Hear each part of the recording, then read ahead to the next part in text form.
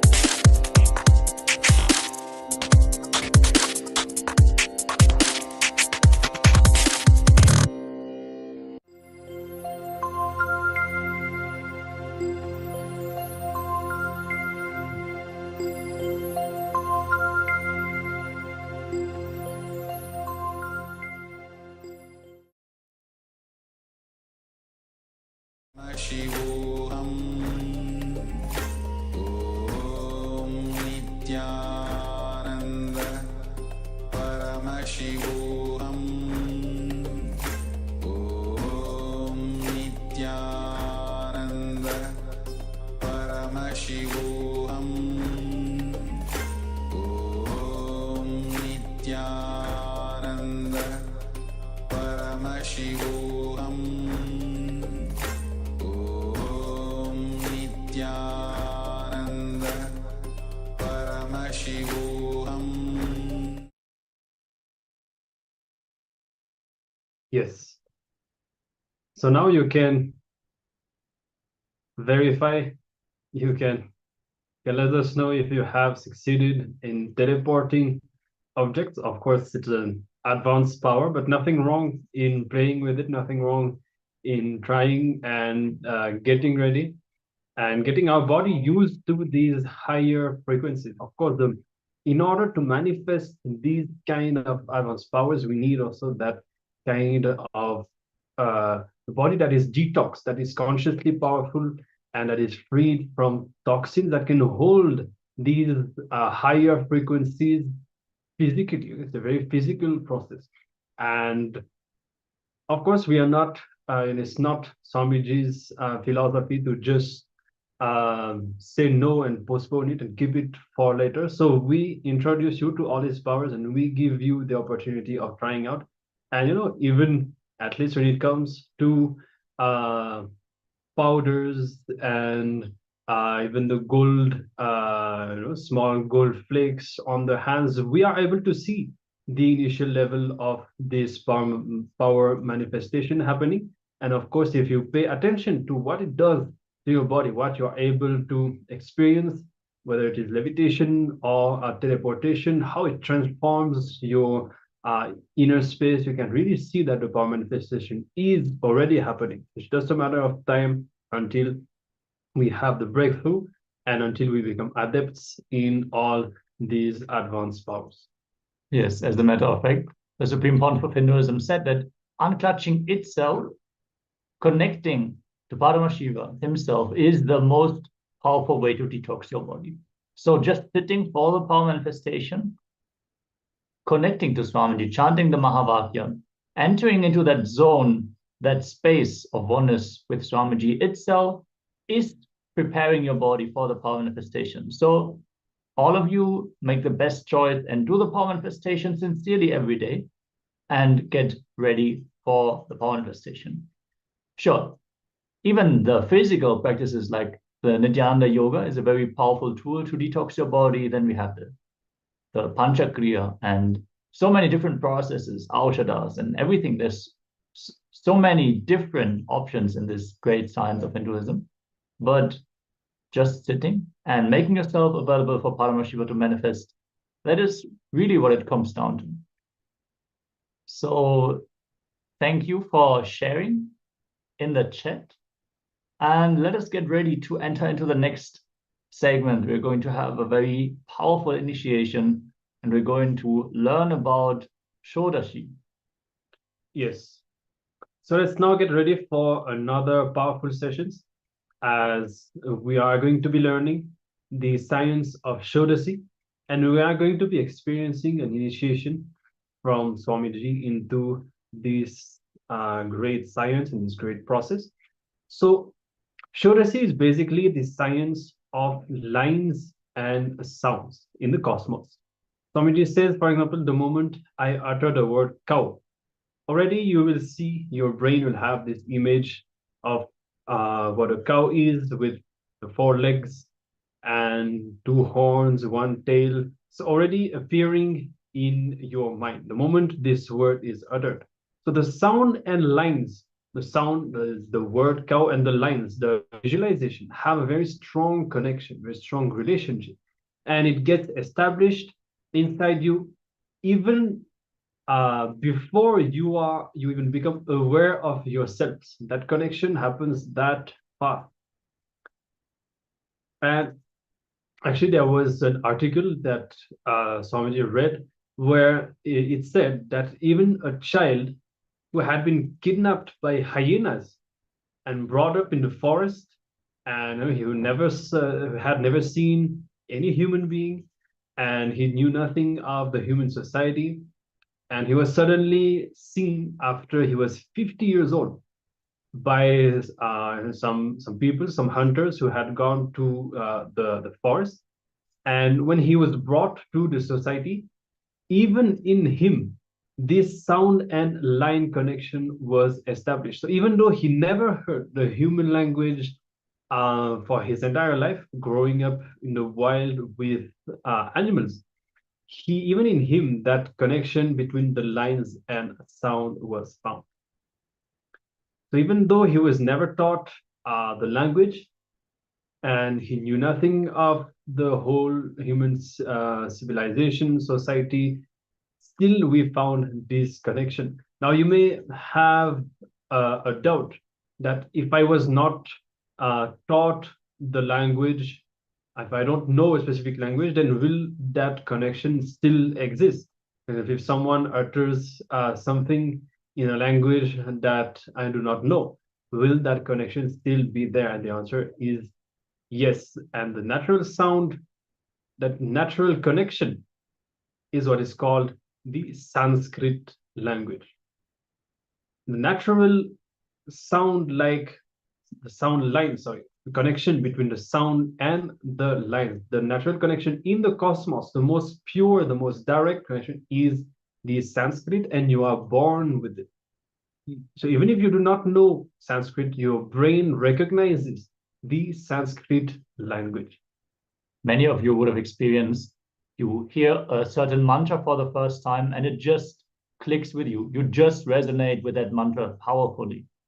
Simply, we are able to connect the syllables in our inner space. That is why even if you just listen to the Sanskrit mantras without even understanding the meaning, they will have a phonetic effect on your body. Certain areas of the body will be awakened by these specific mantras. Even understand, even you know you only by the sound line connection you create about you. Are you able to catch this? See, the moment you start knowing about you, that is only established through your root pattern, your understanding about you. That is a sound line connection. When you have the thoughts, the language that you create in your inner space, only by that language you start cognizing even about yourself. Your first root pattern, that is only your introduction to you by you. Before you develop that root pattern, you will not have any cognition about how you are and who you are and how you have to be, how you have to behave in certain situations. So that itself is nothing but a sound and line connection. You create the connection, and by that connection, you start functioning. Now, the Shri Mandala is the sound line connection of the cosmos with all its powers, literally the reflection of Mahadeva's inner space. It is a two-dimensional reflection of the entire cosmos. And we are going to receive the initiation from Swamiji into this very powerful mandala.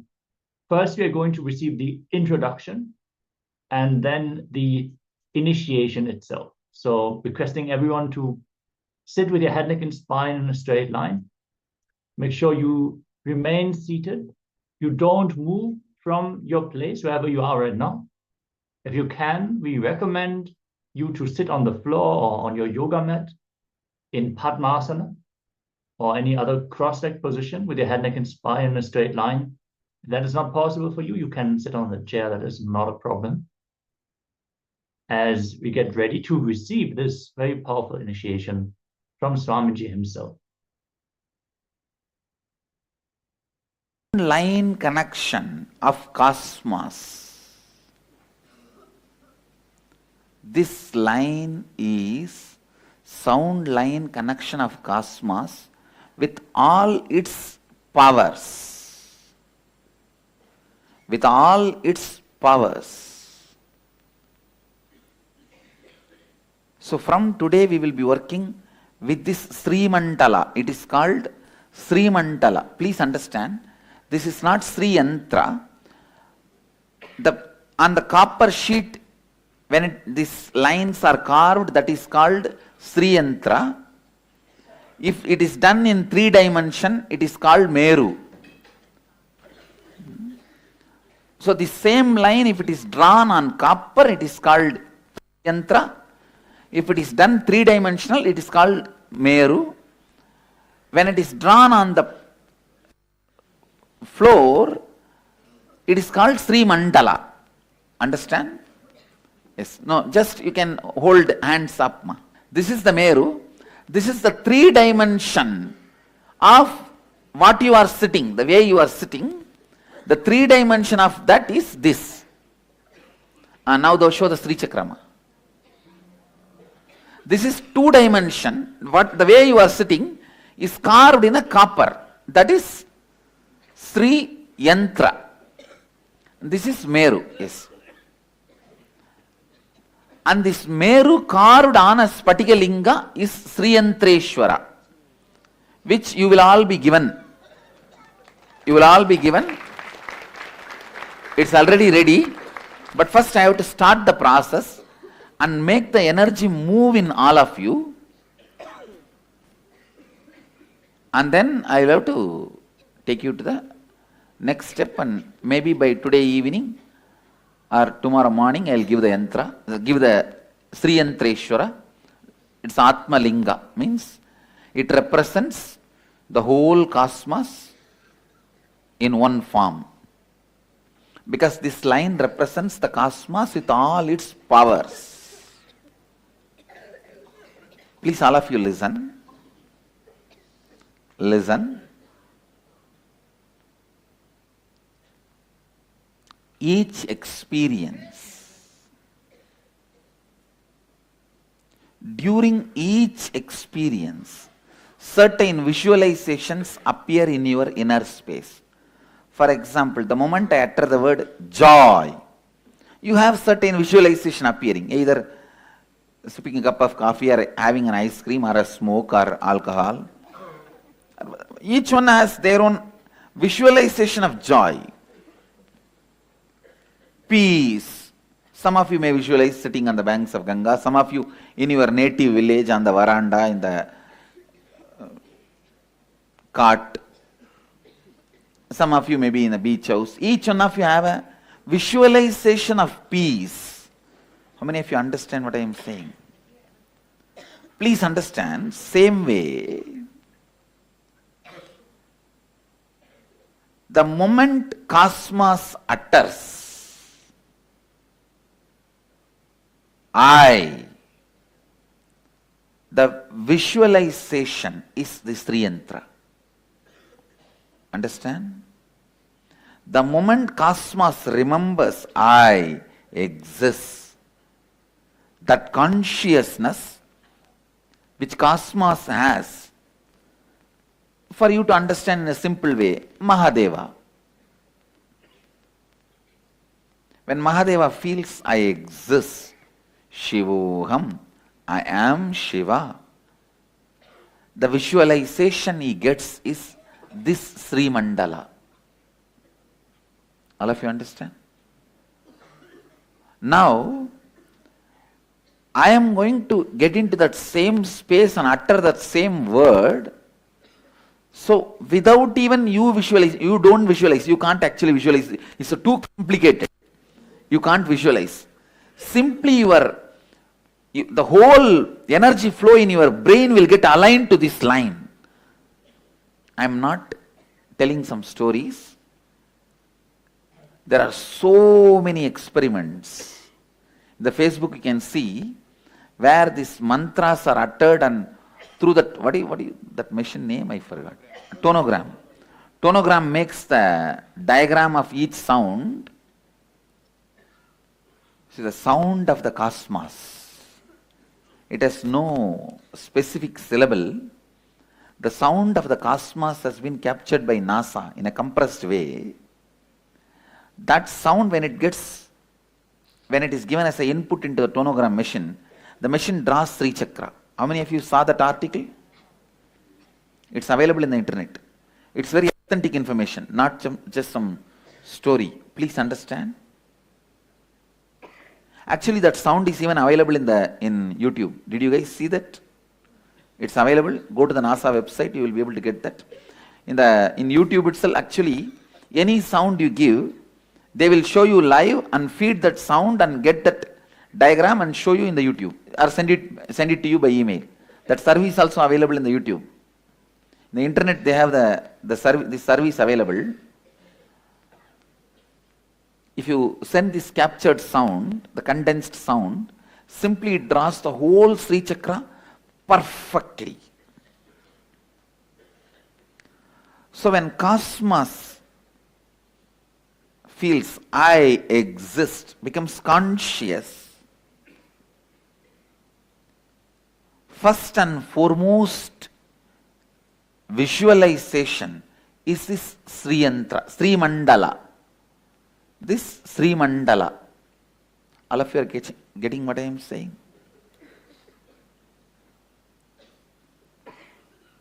So now, I am going to create that very same sound, the sound of the cosmos. So your whole brain will simply align to these lines. When your whole brain aligns to these lines, the various capacities and possibilities of your brain gets awakened. The brain gets awakened. The way the electric signals travel in your brain will become 3D of this line. All of you understand? See, what you saw, the Meru, that is the way the brain signals in your system. In your brain, the signals moving, that gets aligned, literally that shape. Please understand, literally that shape. And very soon I'll demonstrate it to you guys through the modern day machines and equipments. I'm already working on it. Still the science has not evolved to get the machines. We have not yet developed the machines to see the way the electric signals, the commands pass inside your brain. Our research team said, Swamiji, they can capture, but only for maximum 1 square centimeter they can capture. They won't be able to scan the whole brain and tell how the electric signals are passing. Actually, I asked them, can they see my brain fully, how the electric signals are passing? Because when I fall into that samadhi and remember that cosmic me, I know for sure simply the whole Meru is created inside. That is the way the electric signals pass and stands. I thought, is there any way we can photograph it and show it? The doctor said they can only do for 1 square centimeter. Centimeter by centimeter only they can do. They can't do it for the whole brain. I am also into another one research, which is the results the reports may come in June itself. All my spiritual experiences I am repeating under the lie detector. Like Arunagiri Yogeshwara's darshan, I fed Ganesha. See, for all these experiences, we don't have any physical evidence. So I am sitting and doing it under the most powerful lie detectors. Even if one word I think and speak, the graph will show. Only if it is an authentic experience from my core and spelled out, I can pass the lie detector exam. I'm doing all this. Whenever I find time, I sit and do all this. Invent ideas. Very soon you guys will get the result. Now just want to authenticate and tell the world, these are all not the stupid imagination of some fellow who is malnutrition or the fellow who is not given enough food, not had enough sleep, who is are gone into some psychic mood. It is not the experience of that kind.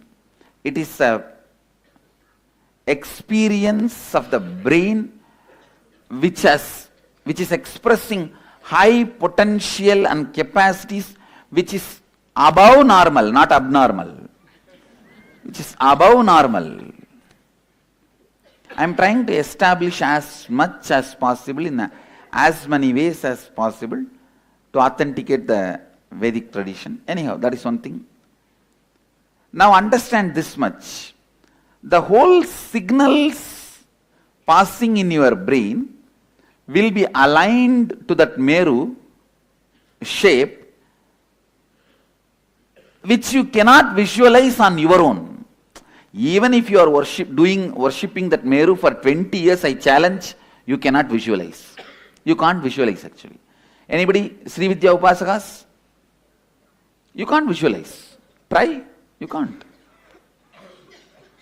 Because it has to happen. You can't, you see, even if you try to visualize, only if you move from the next layer, you will be able to visualize. As a whole, you can never visualize. By the time you visualize the next layer, the first layer is gone. You can never hold the whole Meru in you. Because it has to happen, it cannot be done. Now I am making that happen. I am making that happen. Please understand. I am making that happen.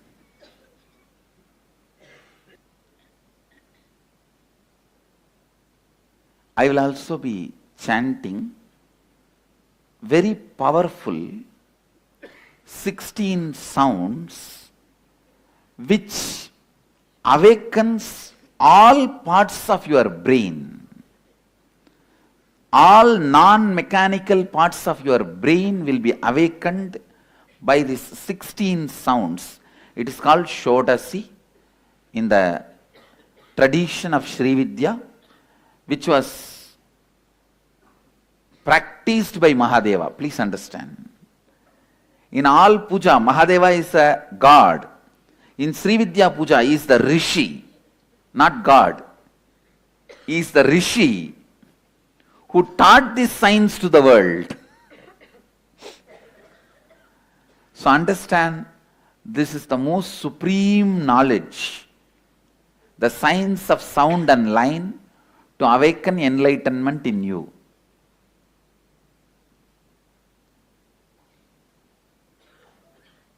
You don't have to worry about remembering this 16 sound. I can give you separately like a printout also. So you don't need, when I am uttering, you just allow them to work on you. That's enough. Don't try to note down, oh, I should take this down mantra for my repetition. Don't worry about it. Actually, I am going to initiate all of you into Shodasi. All of you into Shodasi. Not just initiate. Initiate is a very small word. Just literally put this into your biomemory and make it as a reality. It is like when they make the 5-metal alloy, first they nicely melt the copper. In that high heat, they drop the gold. So the gold will just merge, get mixed into every pore of the copper. It will not be in one part. Oh, gold is only in the top layer, the bottom copper did not receive the gold. It will not be. In that high heat, if the gold is dropped, it will just become one with whole. Same way, I am going to raise the intense energy of your biomemory. In that high space, I am going to drop these 16 syllables into you. So that 16 will become just part of you. That 16 sounds will become just part of you. These 16 sounds are the primal sounds. Adi Yoni, it is called Adi Yoni. It's the original womb.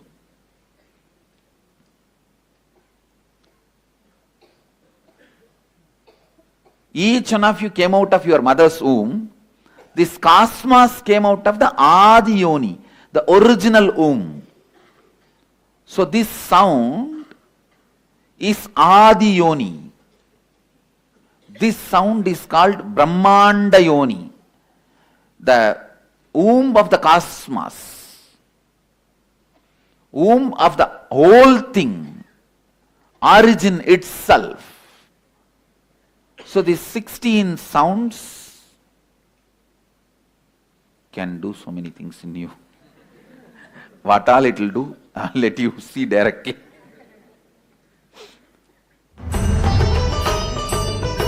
Paramashivoham Om Nityananda Paramashivoham Om Nityananda Paramashivoham Om Nityananda Paramashivoham Om Nityananda Ki La Hrim Sa Kha Ha La Hrim Ha Kha Sa Kha Ha Ha Hrim. Sit with your eyes closed, Atmalinga on your Ananda Gandha. Atmalingaya Namaha Shivaya Namah Om Ham Haum Shivaya Namah Om Ham Haum Shivaya Namah Om Ham Haum Shivaya Namah Om Ham Haum Shivaya Namah Om Kha Ye I La Hrim Ha Sa Ka Ha La Hrim Sa Ka La Hrim.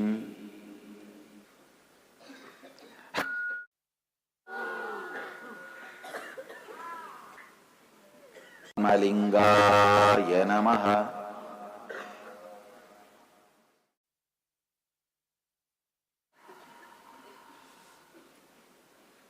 Shambhavi Mahakala Bhairava Maheshwari Mahadeva Mangala Swarupini Tripuranayagi Jagannmata Tripura Bhairavi Tripureshwari Om Kha Ye I La Hrim Ha Sa Kha Ha La Hrim Sa Kha La Hrim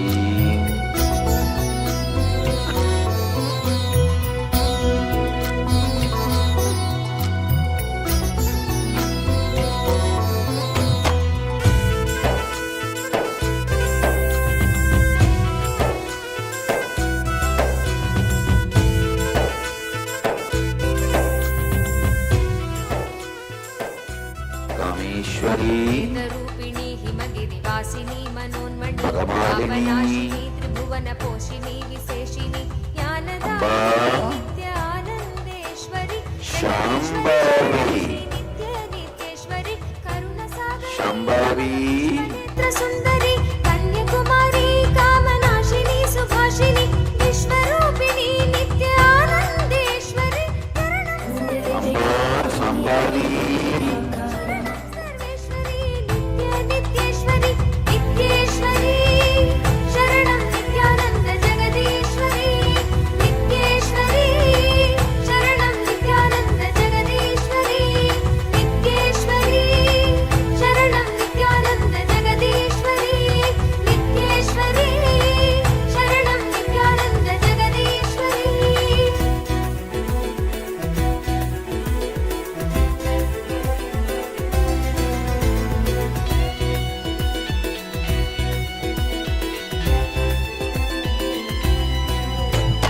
स्वप्रकाशिनी जगच्चिन्त्यमानरूपिणी धर्मस्थापिनी ध्यानपीठकारणेश्वरी मन्दहासिनी नित्यानन्देश्वरि परमेश्वरि शरणं श्री नित्य नित्येश्वरि महायोगिनी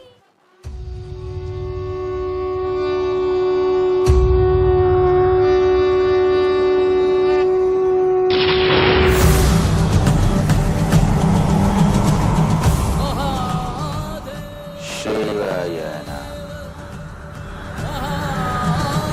Shiva Shiva Shiva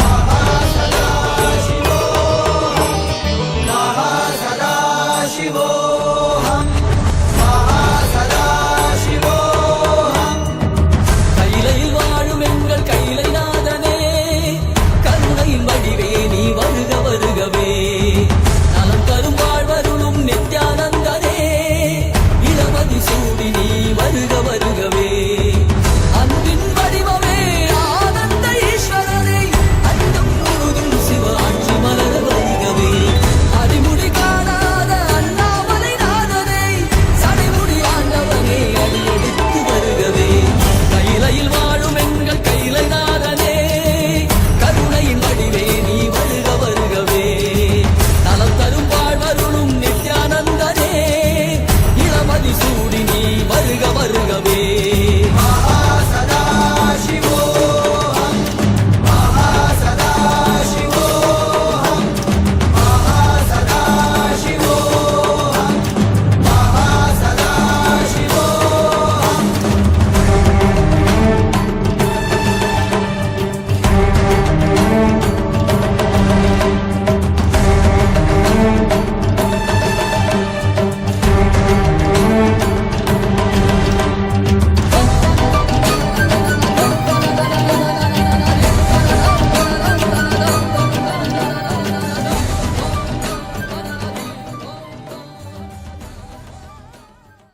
In case we have any incompletion, can we use the Atmalinga to clear it? Yes, Atmalinga can really complete you and make you drop in completions.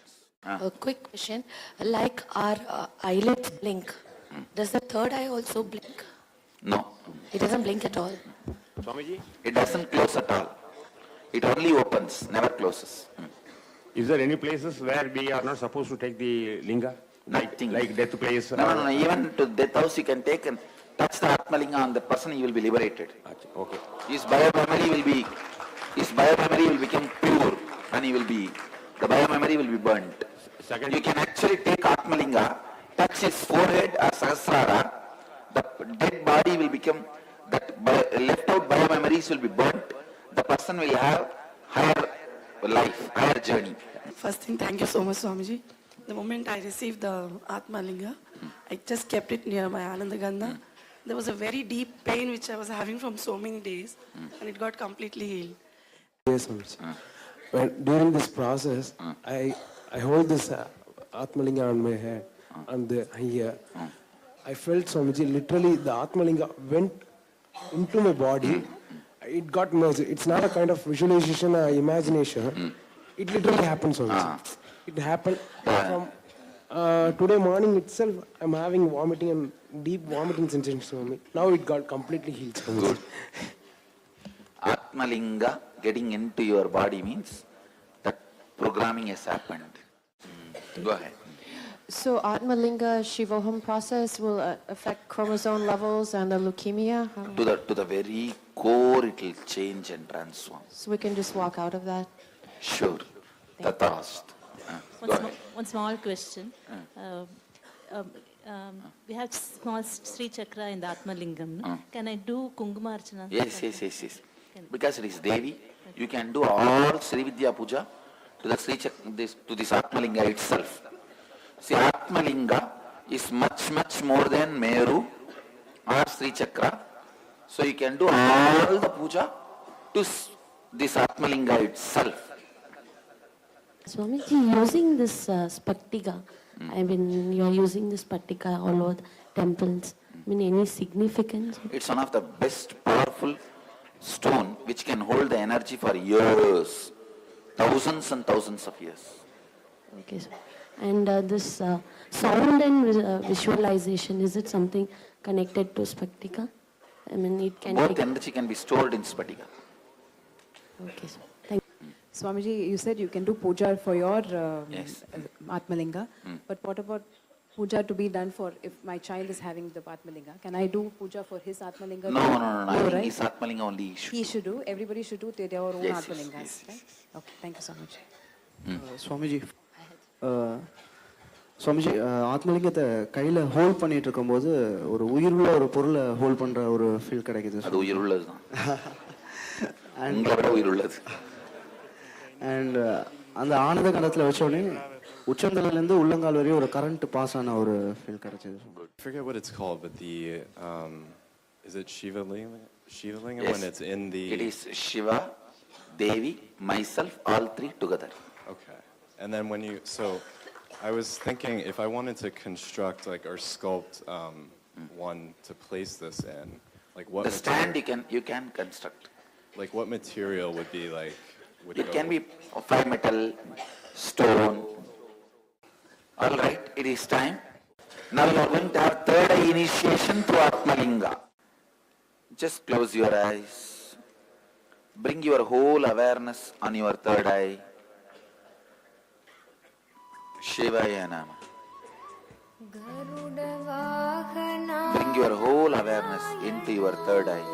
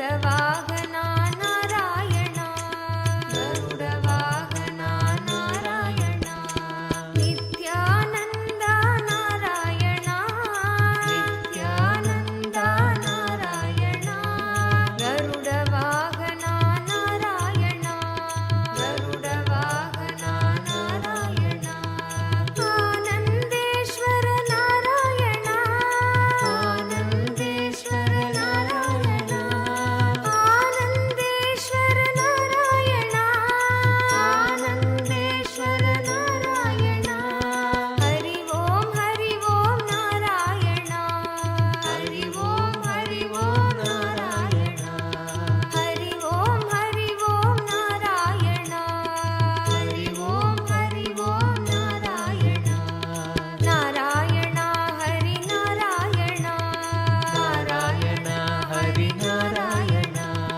Narayana नित्य नारायणा नारायणा नित्य Narayana Narayana Hari Narayana Narayana Hari Narayana Om Ka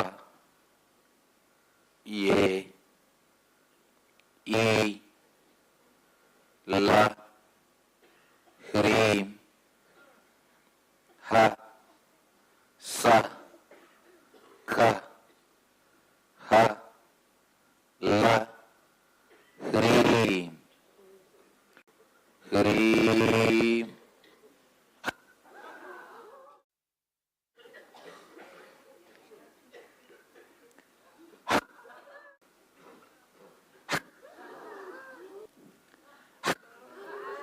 Shiva, Shiva, Shiva, Shiva. Om Ka Ye E La Hrim Ha Sa Ka Ha La Hrim Sa Ka La Hrim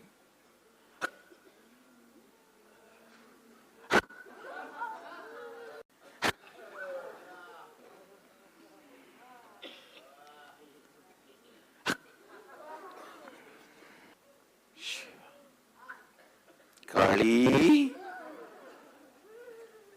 Kata.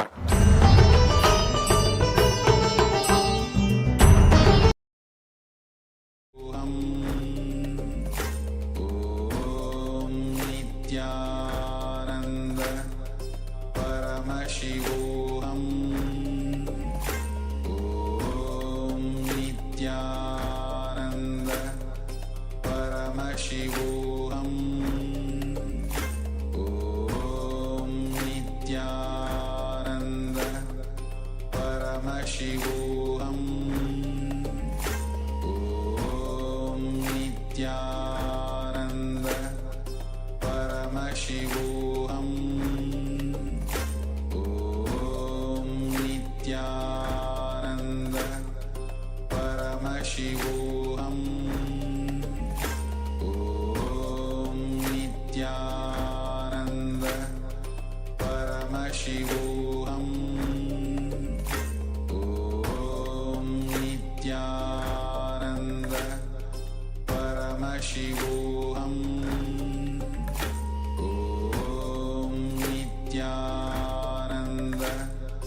Paramashivoham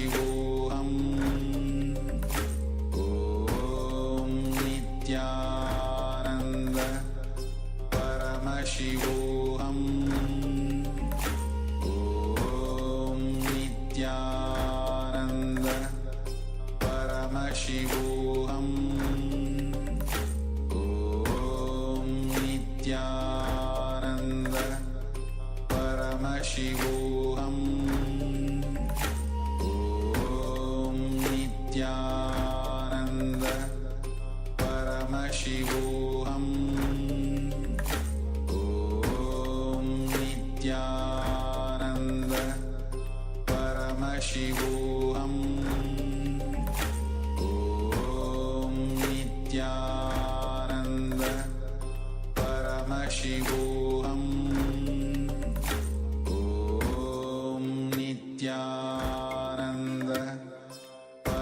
Paramashivoham Om Nityananda Paramashivoham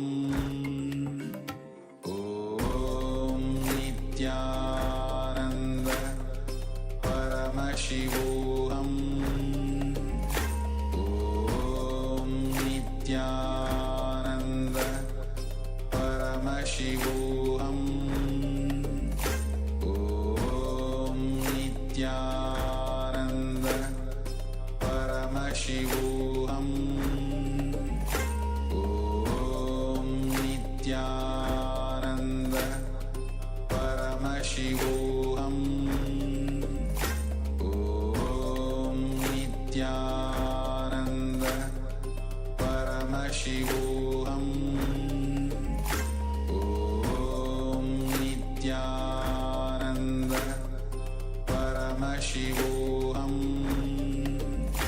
Om Nityananda Paramashivoham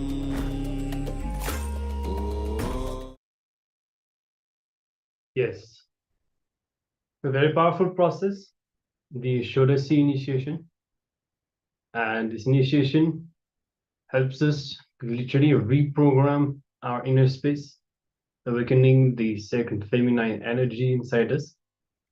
And I hope that you all had powerful experience, and we're going to be able to see the results of this initiation in everything we do. And as we're going to start our power manifestation, we can also observe how our Kundalini has been awakened and how this initiation unfolds inside us.